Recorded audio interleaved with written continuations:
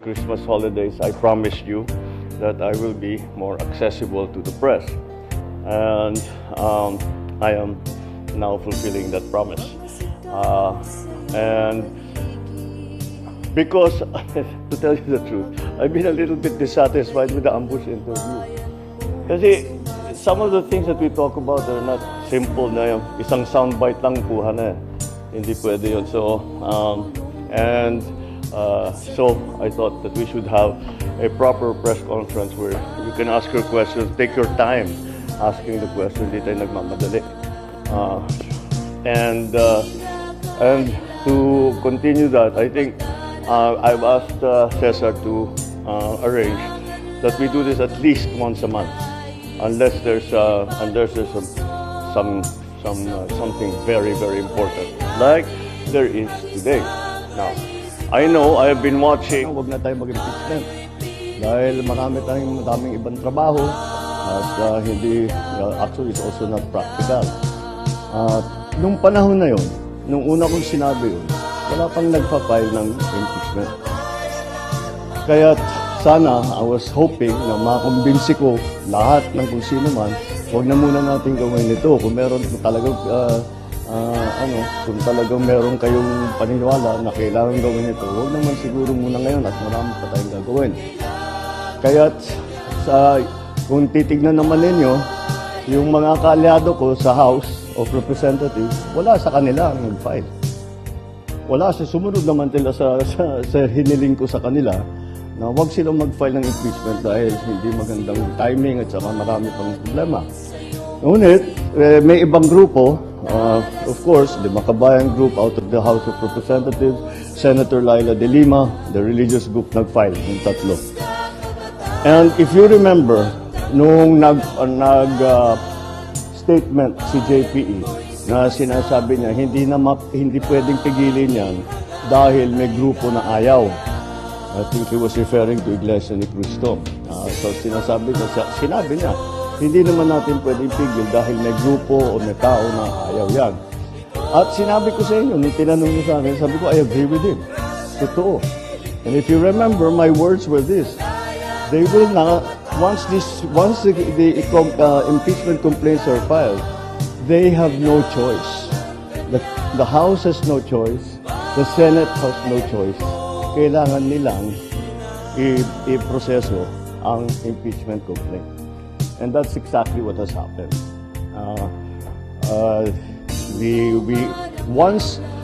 Once the impeachment complaints were filed, the House and the Senate, they have no choice. Nakatali ng kumay nila. They have to do this. And they have to do it in recognition of the complaints that have been filed. So, yun ang nangyari ngayon. And that's why we have come to this point where the House has transmitted already the impeachment complaint to the Senate.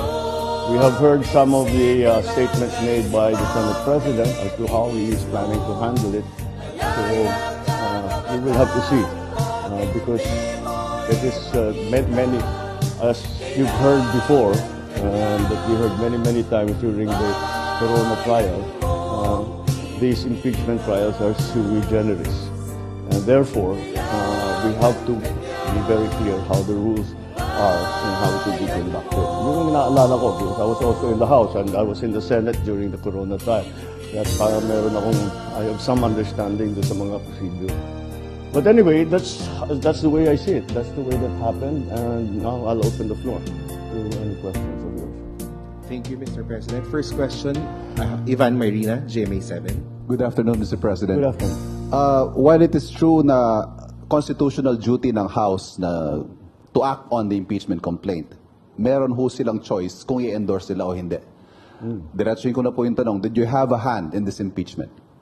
No, the executive cannot have a hand in the impeachment. Walang role ang executive sa impeachment. Of course, did we discuss it with the Speaker? Did we discuss it with the other congressmen? Of course. And tinatanong, anong plano ninyo? Ano ba talagang gusto ninyong gawin? And that's it. Well, nandito na ito. Hindi na namin maiwasan. But the conventional thinking, Mr. President, is that nothing comes to pass in the House without the President or without Malacanang's blessing. Well, you give me too much credit.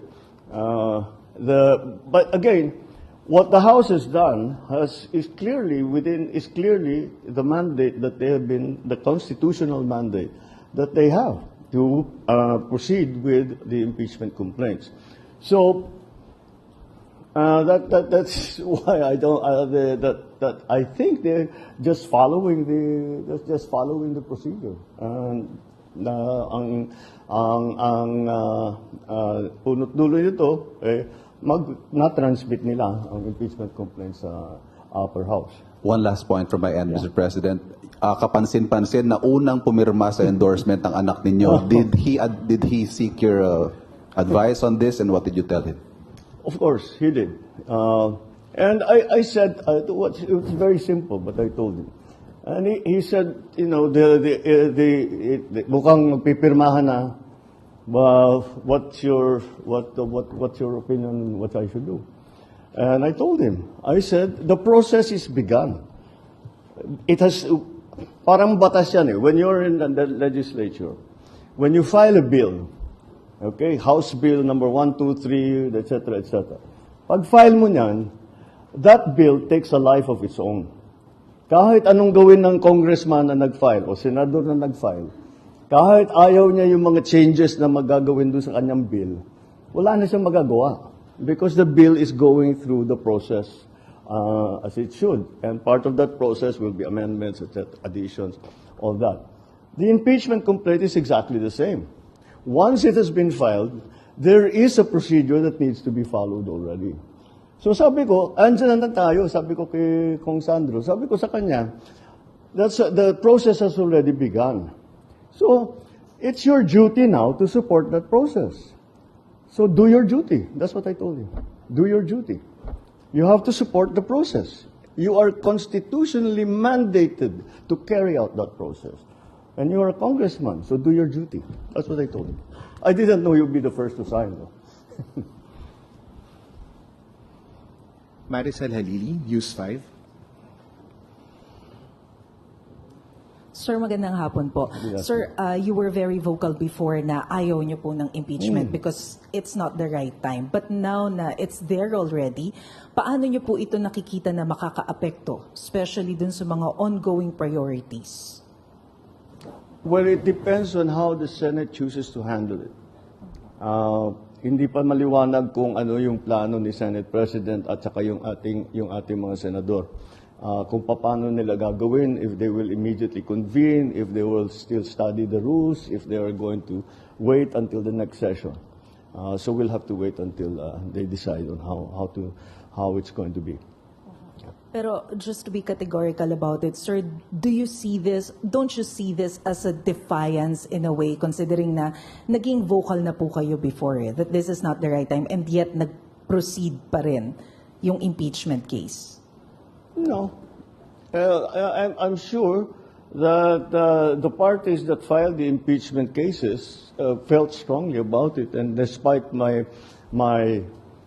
importunings and expressing my opinion that we really would rather not have the impeachment, they continue to do that. So, it's not defiance. Ganyan ang kanilang paniniwala.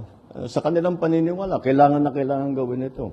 Kahit na sinabi ko na sana wag na, hindi pwede, hindi namin pwedeng palampasin ito. Ganun ang thinking nila. So, tinuloy nila. And I don't view that as a defiance. I view that as they're expressing what they feel to be right. Thank you, sir. Thank you. Janelle Maribojoc, UNTV. Sir, other issue. Sir, ano po yung nasa likod ng bigla ang pagpapalit ng liderato po ng PhilHealth at ano po ang inyong direktiba sa bagong PhilHealth President, sir? Actually, kung titignan ninyo ang qualifications ni Dr. Mercado, he is very, very well versed in both hospital administration, insurance, and his whole life has been devoted to healthcare. And so, it was after nung nag-oath taking kami, matagal kami nag-usap. Sabi ko, baliktad, hindi ko siya ina-advise. He's the expert. So tinanong ko siya, ano sa palagay mo ang kailangan natin gawin? And we went, pareho kami, immediately napunta yung usapan sa digitalization. Kasi maganda naman ang serbisyo ng PhilHealth, ngunit yung pag-process ng mga ng claim, pag-apply, etc. Hindi kinakamay pa rin. Kaya't napakabagal. And that's why that became a priority. But of course, beyond that, he has many other ideas on how to make the services of PhilHealth more inclusive, expanded, and again to give better coverage for different conditions for those who have those who will avail of the PhilHealth services and of their financial support. Sir, nagre-resign po ba si... At sinabi niya sa akin, sige, that's as far as I can tell you. Sabi, I'll go first, I'll go to say in a week's time, sabi niya sa akin, in a week's time, may bigyan kita ng report, much more detailed, kung ano sa palagay ko, yung nakikita ko sa PhilHealth na pwedeng palitan, pwedeng palakihin, etc., etc. Sir, may we know, nag-resign po ba si Rel Ledesma? Well, yes, he left his position already. Sabi niya that nahirapan na rin yata siya sa with all of the, hindi siya sanay sa politika. Mandy Ledesma very much comes from the private sector, so I think he found the transition to be jarring, shall we say. Thanks, sir. John A.U., People's Journal. Good afternoon, sir. Sir, just would like to get your thoughts on Representative Marcoleta's statement that there is no such thing as the West Philippine Sea. Okay. So he's expressing his opinion. When I see him, lulukuhin ko siya. He's a candidate, so he has to grab headlines, di ba? So tama yung ginawa na for a candidate. Ngayon, ever talking about him na. magaling talaga siya sa ganyan.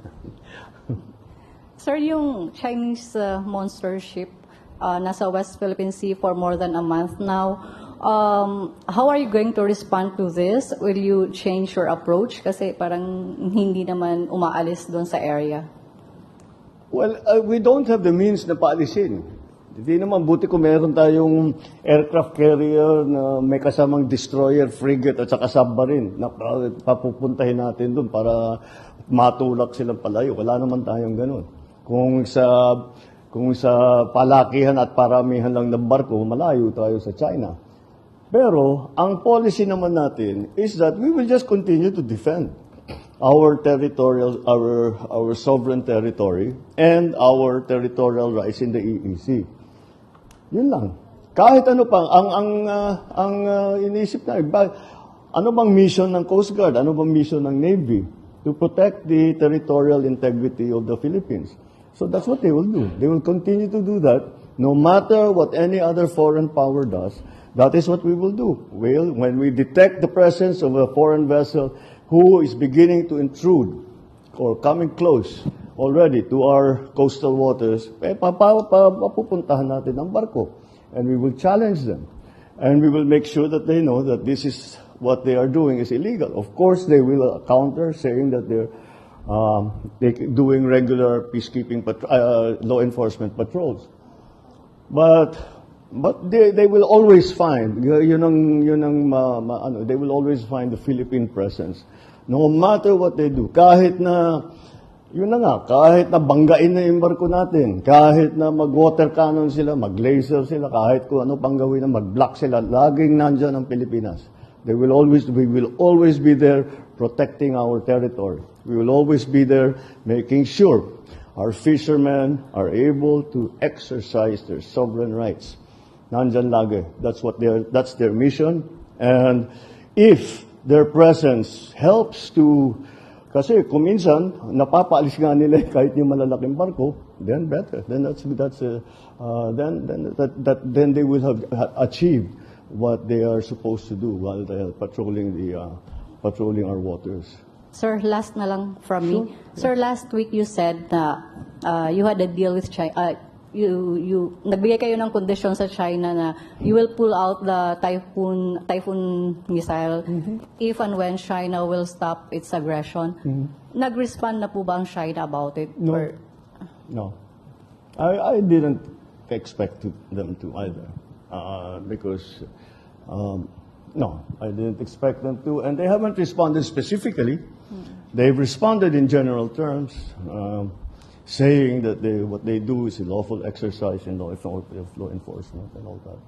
But no, nothing specific on the missiles, nothing specific about the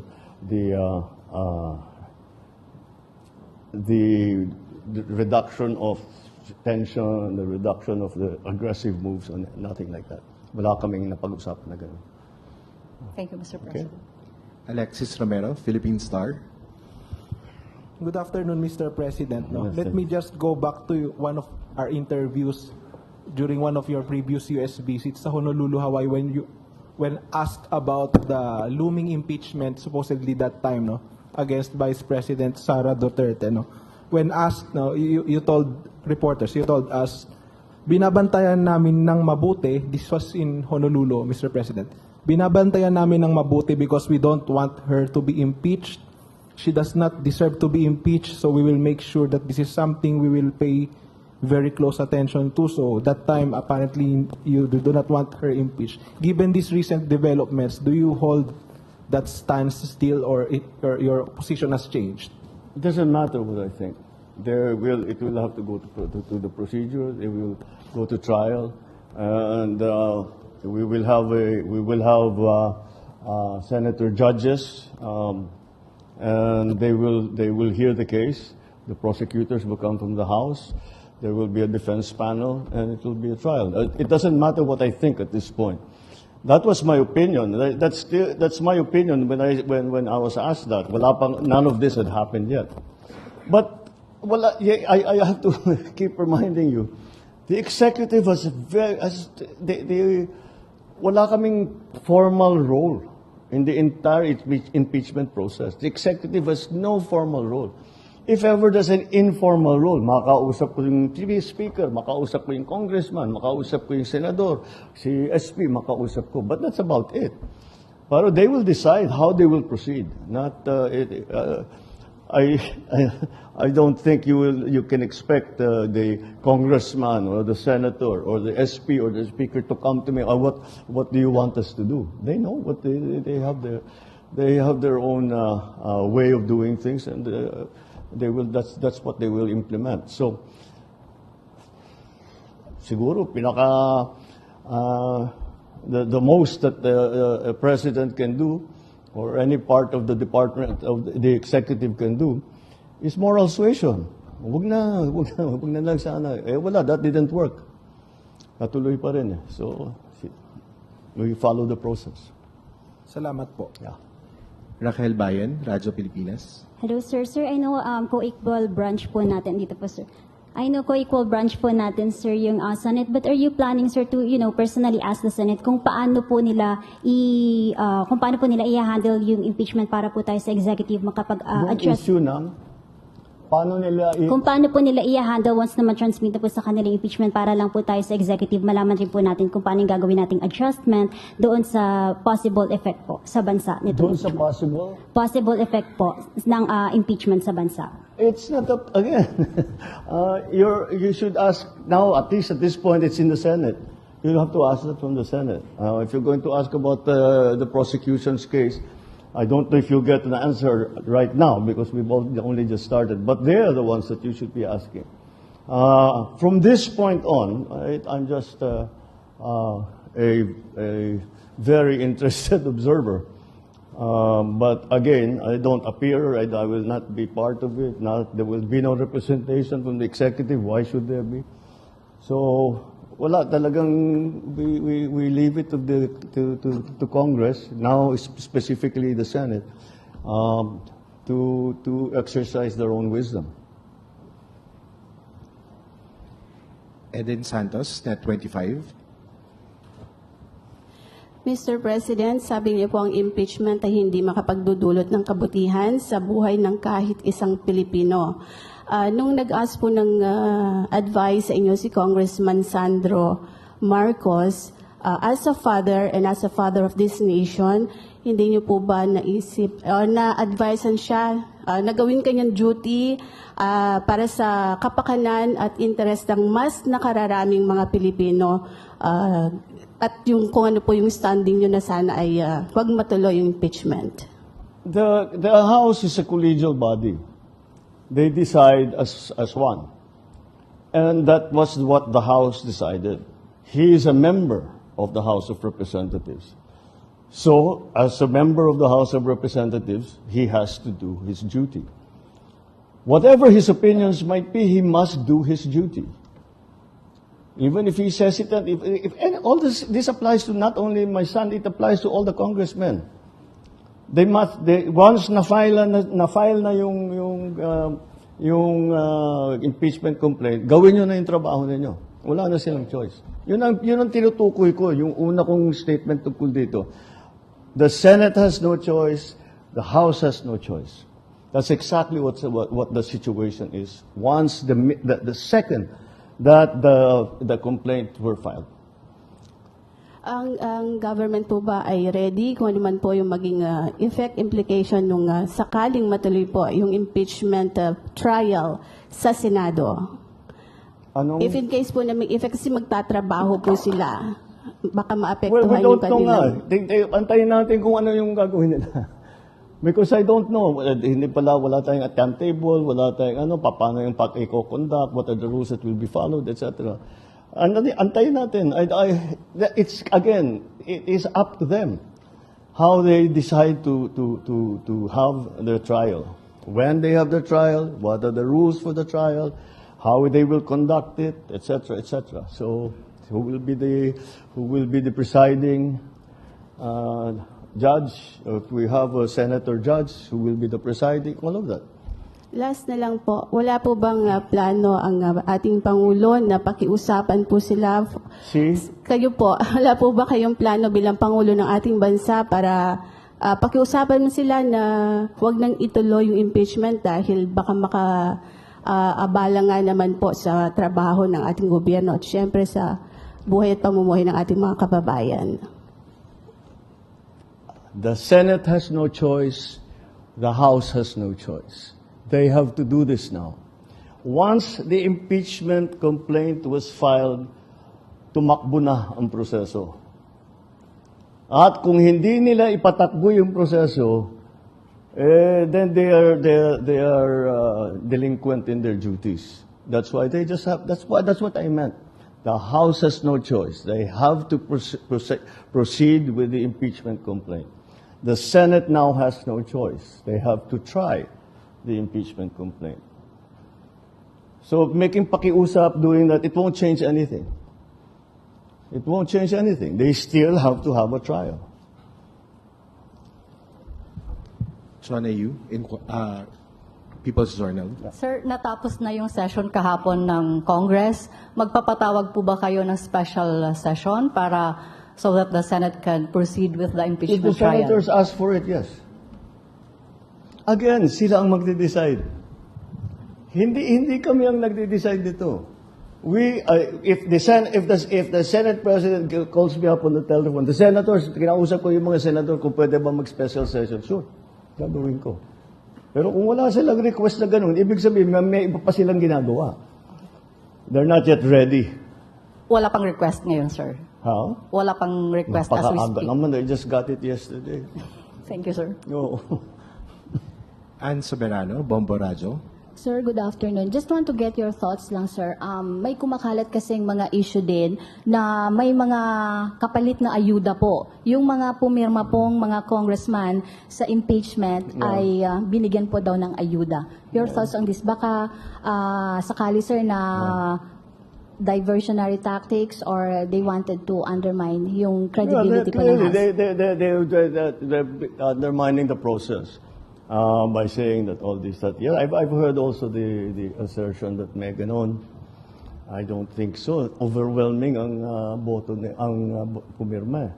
At yung sa, ano ba yung pumirma, 215. Ang pagkaintindi ko, that meron pang mga congressman na gusto sanang pumirma pero out of town.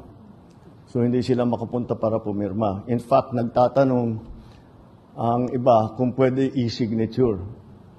Mukhang hindi pwede kasi kailangan ka sa harap ng section at saka naka-isusumpa at saka naka-notarize. So, but I don't think that kind of two-thirds of the Senate, 306 sila. They got 215. So just a little bit over two-thirds, hindi mo makukuha sa ganong klaseng sistema yan. I know, I've been in Congress. I don't think that way of operating would have worked. Certainly not to the extent that you get 215 signatures. Ana Badjo, GMA News Online. Good afternoon, sir. Sir, may we just get your thoughts on the statement of Representative Paulo Duterte that the impeachment was just an abuse of power and political persecution? What else would he say? Alam mo naman sabihin niya, tama lahat yan. Dapat talaga siya. It's nothing surprising. We've heard these statements from Congressman Pulong before. I just see his reaction to that. But by Pulong Duterte about Sara Duterte, so not exactly surprising. Okay? Thank you, sir. Sir, we have Richmond Quevedo from Tribune. Sir, may I ask you, do you agree that somehow your opinions or statements has influenced certain members of Congress? Like somehow, sir, parang reverse psychology, like sending a kind of signal? Well, it did because none of, like I said, wala naman sa yung sasabi kong kaalyado namin sa House ang nag-file ng impeachment. Kasi yan ang pakiusap ko sa kanila, huwag na kayo mag-file ng impeachment. So hindi sila nag-file ng impeachment. Ang nag-file ng impeachment, ibang grupo. Hindi mo masasabi yung grupo yung kaalyado ko. So they just did what they felt was needed to be done. Thank you, sir. Thank you. Sir, Heidi Sampang, DZAS. Good afternoon, Mr. President. I know nag-i-start pa lang naman po ito, pero gaano po kaya tayo kahanda sa economic impact po ng impeachment trial at posible po kasi itong maka-slow down sa ating pong momentum? I doubt it very much. Hindi naman siguro. Wala akong nakikita magiging effect na ganun. Basta't patuloy yung ang ating pinaplano, lahat yung ating mga strategy tungkol sa investment, tungkol sa mga bagong structural changes na lagi kong pinag-uusapan. But yun lang naman ang tinitignan ng investor rin na. So I don't think it will have any effect. Okay, thank you, sir. Yeah. Julie Aurelio, Inquirer. Good afternoon, sir. If I may recall your statement last year prior to the filing of the impeachment complaints, you said that you didn't want impeachment complaints to be filed because it would only distract legislators from doing their jobs. It will not serve or benefit any Filipino. Given that, what's your guidance to Congress so that they won't be? I do not give guidance to Congress. But how do you solve the problem of not distracting them from their job? Again, you give me far too much credit that I can tell congressmen to do this and to do that. I cannot. I do not give guidance to Congress. We are independent of each other. Of course, we talk to each other about all kinds of things. But hindi ko kaya sasabihin, gawin mo ito, gawin mo yan, gawin. Hindi ko kayang gawin yun. And so I don't even attempt to do that. So let's be very clear there. Sure, when I'm talking to them, they ask my opinion. I give them my opinion. But it's up to them to take it or not. You cannot call it guidance. na But kailangan nila are you isunod. not afraid that, you know, it might Huh? derail your effort it might derail priority measures in Congress because, you know, Because, the Senate will be busy with the impeachment. So slowly please, I cannot understand. are you not afraid that you were afraid before that the impeachment process might derail or might sidetrack the priority measures of your administration, given that this is already happening? Are you not fearful or afraid that it might actually come to pass? Your fears from before. What did we talk about 80% of the time today? Impeachment. It happened already. It's happening already. Imbis na pag-usapan natin ang agrarian reform, imbis na pag-usapan natin ang climate change, we're talking about impeachment. So what you're asking is I'm not afraid it's about to happen. It's happened. Look at today. Today, we're talking about impeachment the whole time. Last na lang, sir. When you gave those when you uttered those words that you're not in favor of impeaching the vice president, that happened when it was not yet filed. You made that clear, very very clear. And yet you did say that it is Congress's constitutional duty to let the process go, to let the impeachment process proceed as constitutionally mandated. However, the outcome is actually contrary to what you actually want, which is not to impeach the vice president. No, where is the contrary? Where is it contrary to what I said? Because you don't. Your thoughts was you do not want the vice president to be impeached. That's what you said before. Oh, so that's given my given that. Do you feel that don't you have any ill feelings towards congressmen who led to the transmittal of the impeachment arguments to the Senate? The congressman with who I can just repeat it again. Lahat ng natatawag kong kaalyado ko sa House of Representatives, wala sa kanila ang nag-file. But they signed it, sir. Huh? But they signed it. Because it's already there. Nandyan eh. Ano pang gagawin nila? And there was a very clearly a large bloc in Congress, at least 215, who wanted to sign the impeachment. They did not file a case because I asked them not to.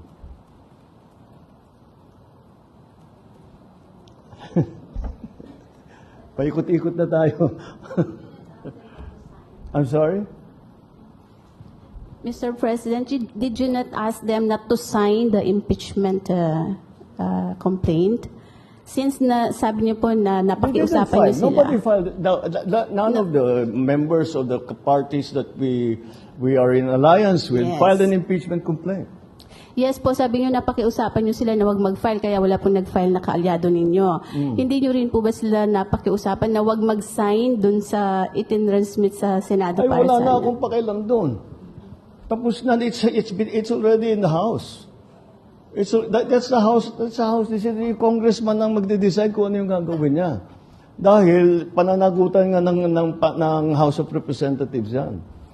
You keep this constant implication that I am somehow giving instructions and making utos do this and do that and do that. That's not the case at all. That's not how it works. Not at all. Not at all. Thank you very much, Mr. President. All right? Okay na tayo. Sige. Thank you. Okay, see you next month.